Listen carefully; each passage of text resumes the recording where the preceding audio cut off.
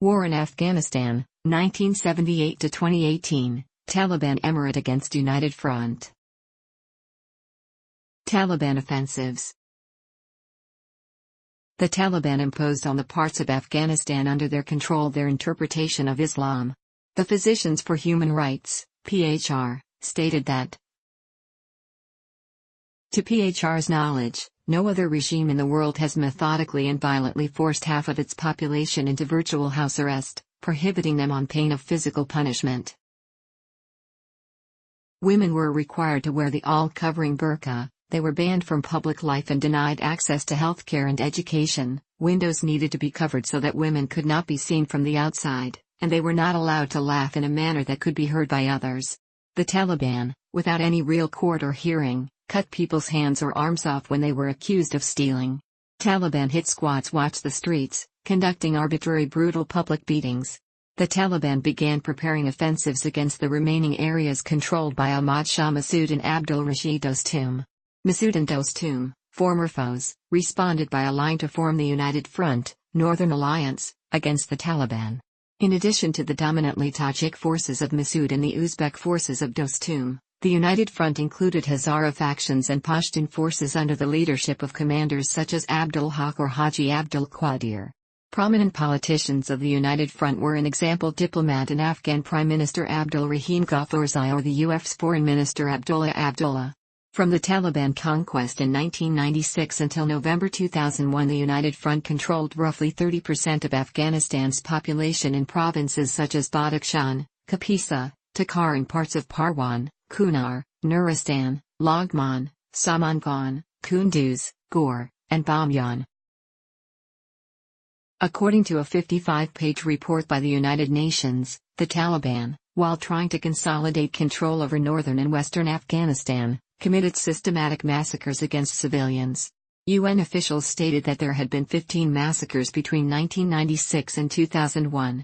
They also said that Tehasa have been highly systematic and they all lead back to the Taliban, Ministry of Defense or to Mullah Omar himself. In a major effort to retake the Shamali plains, the Taliban indiscriminately killed civilians, while uprooting and expelling the population. Kamal Hossain, a special reporter for the UN, reported on these and other war crimes. Upon taking Mazar-e-Sharif in 1998, about 4,000 civilians were executed by the Taliban and many more reported tortured. The Taliban especially targeted people of Shia religious or Hazara ethnic background. Among those killed in Mazar-e-Sharif were several Iranian diplomats. Others were kidnapped by the Taliban, touching off a hostage crisis that nearly escalated to a full-scale war, with 150,000 Iranian soldiers massed on the Afghan border at one time. It was later admitted that the diplomats were killed by the Taliban, and their bodies were returned to Iran. The documents also reveal the role of Arab and Pakistani support troops in these killings.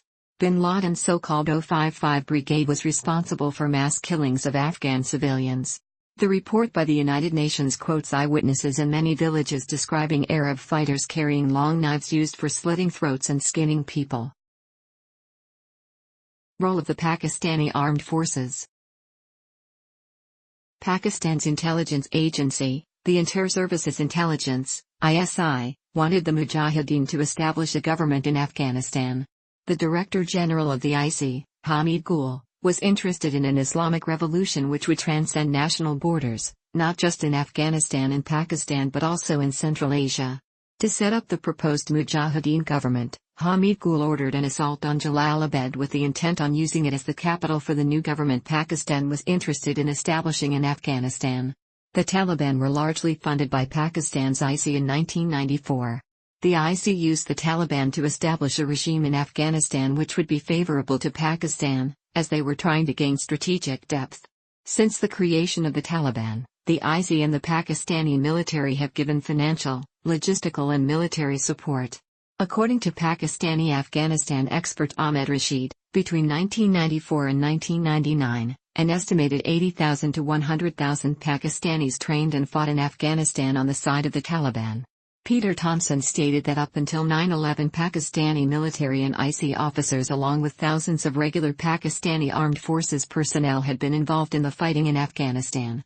In 2001 alone, according to several international sources, 28,000 to 30,000 Pakistani nationals, 14,000 to 15,000 Afghan Taliban and 2,000 to 3,000 al-Qaeda militants were fighting against anti-Taliban forces in Afghanistan as a roughly 45,000-strong military force. Pakistani President Pervez Musharraf, then as Chief of Army Staff, was responsible for sending thousands of Pakistanis to fight alongside the Taliban and bin Laden against the forces of Ahmad Shah Massoud. Of the estimated 28,000 Pakistani nationals fighting in Afghanistan, 8,000 were militants recruited in madrasas filling regular Taliban ranks. A 1998 document by the U.S. State Department confirms that 20 to 40% of regular Taliban soldiers are Pakistani. The document further states that the parents of those Pakistani nationals know nothing regarding their child's military involvement with the Taliban until their bodies are brought back to Pakistan. According to the U.S. State Department report and reports by Human Rights Watch, the other Pakistani nationals fighting in Afghanistan were regular Pakistani soldiers, especially from the Frontier Corps, but also from the Pakistani Army providing direct combat support. Human Rights Watch wrote in 2000.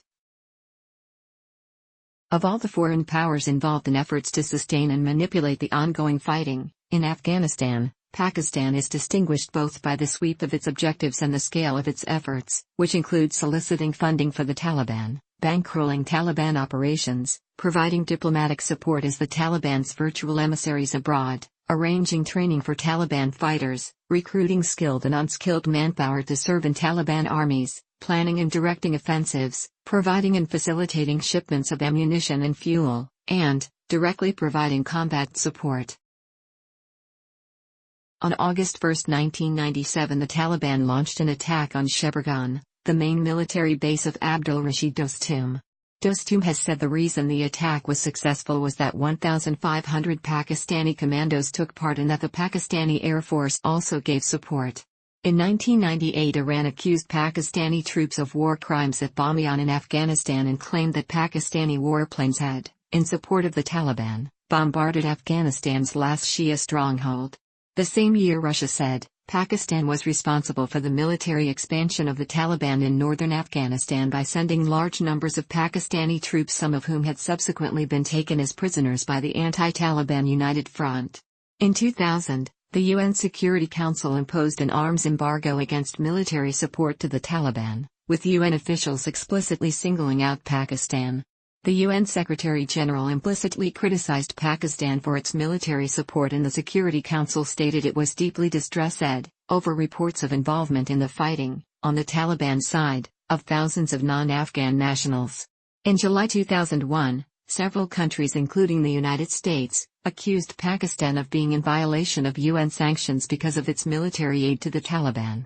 The Taliban also obtained financial resources from Pakistan. In 1997 alone, after the capture of Kabul by the Taliban, Pakistan gave $30 million in aid and a further $10 million for government wages. In 2000, British intelligence reported that the IC was taking an active role in several al-Qaeda training camps. The IC helped with the construction of training camps for both the Taliban and al-Qaeda. From 1996 to 2001, the al-Qaeda of Osama bin Laden and Ayman al-Zawahiri became a state within the Taliban state. Bin Laden sent Arab and Central Asian al-Qaeda militants to join the fight against the United Front, among them his Brigade 055. Anti-Taliban resistance. Abdul Rashid Dostum and his forces were defeated by the Taliban in 1998. Dostum subsequently went into exile. The only leader to remain in Afghanistan, and who was able to defend vast parts of his area against the Taliban, was Ahmad Shah Massoud. In the areas under his control, Ahmad Shah Massoud set up democratic institutions and signed the Women's Rights Declaration. In the area of Massoud, women and girls did not have to wear the Afghan burqa. They were allowed to work and to go to school. In at least 2 known instances, Massoud personally intervened against cases of forced marriage. To Massoud, there was reportedly nothing worse than treating a person like an object. He stated, "It is our conviction and we believe that both men and women are created by the Almighty. Both have equal rights. Women can pursue an education, women can pursue a career, and women can play a role in society, just like men." Author Pepe Escobar wrote in Massoud, From Warrior to Statesman. Massoud is adamant that in Afghanistan women have suffered oppression for generations. He says that the cultural environment of the country suffocates women. But the Taliban exacerbate this with oppression. His most ambitious project is to shatter this cultural prejudice and so give more space, freedom and equality to women. They would have the same rights as men. While it was Massoud's stated conviction that men and women are equal and should enjoy the same rights, he also had to deal with Afghan traditions which he said would need a generation or more to overcome. In his opinion, that could only be achieved through education. Humayun Tander, who took part as an Afghan diplomat in the 2001 International Conference on Afghanistan in Bonn, said that strictures of language, ethnicity, region were, also, stifling for Massoud. That is why he wanted to create a unity which could surpass the situation in which we found ourselves and still find ourselves to this day. This applied also to strictures of religion. Jean-José Puig describes how Massoud often led prayers before a meal or at times asked his fellow Muslims to lead the prayer but also did not hesitate to ask a Christian friend Jean-José Puig or the Jewish Princeton professor Michael Berry, Jean-José, we believe in the same God. Please, tell us the prayer before lunch or dinner in your own language. Human Rights Watch cites no human rights crimes for the forces under direct control of Massoud for the period from October 1996 until the assassination of Massoud in September 2001. 1 million people fled the Taliban, many to the area of Massoud. National Geographic concluded in its documentary Inside the Taliban. The only thing standing in the way of future Taliban massacres is Ahmad Shah Massoud. The Taliban repeatedly offered Massoud a position of power to make him stop his resistance. Massoud declined. He explained in one interview. The Taliban say, come and accept the post of Prime Minister and be with us, and they would keep the highest office in the country, the presidentship. But for what price? The difference between us concerns mainly our way of thinking about the very principles of the society and the state. We cannot accept their conditions of compromise, or else we would have to give up the principles of modern democracy. We are fundamentally against the system called the Emirate of Afghanistan. And in another, there should be an Afghanistan where every Afghan finds himself or herself happy. And I think that can only be assured by democracy based on consensus. Massoud with his proposals for peace wanted to convince the Taliban to join a political process leading towards nationwide democratic elections in a foreseeable future. Massoud also stated, the Taliban are not a force to be considered invincible. They are distanced from the people now. They are weaker than in the past. There is only the assistance given by Pakistan, Osama bin Laden and other extremist groups that keep the Taliban on their feet. With a halt to that assistance, it is extremely difficult to survive. In early 2001, Massoud employed a new strategy of local military pressure and global political appeals. Resentment was increasingly gathering against Taliban rule from the bottom of Afghan society, including the Pashtun areas. Massoud publicized their cause of popular consensus, general elections and democracy worldwide. At the same time, he was very wary not to revive the failed Kabul government of the early 1990s. In 1999, he began training police forces specifically to keep order and protect the civilian population, in case the United Front was successful. In early 2001, Ahmad Shah Massoud addressed the European Parliament in Brussels asking the international community to provide humanitarian help to the people of Afghanistan.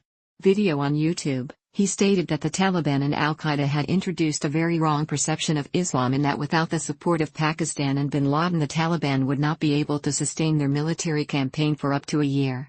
On this visit to Europe, he also warned that his intelligence had gathered information about a large-scale attack on U.S. soil being imminent.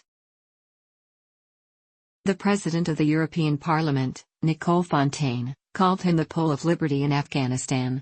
On September 9, 2001, Massoud, then aged 48, was the target of a suicide attack by two Arabs posing as journalists at Khwaja Bahauddin, in the Takhar province of Afghanistan.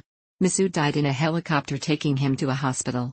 The funeral, though in a rather rural area, was attended by hundreds of thousands of mourning people.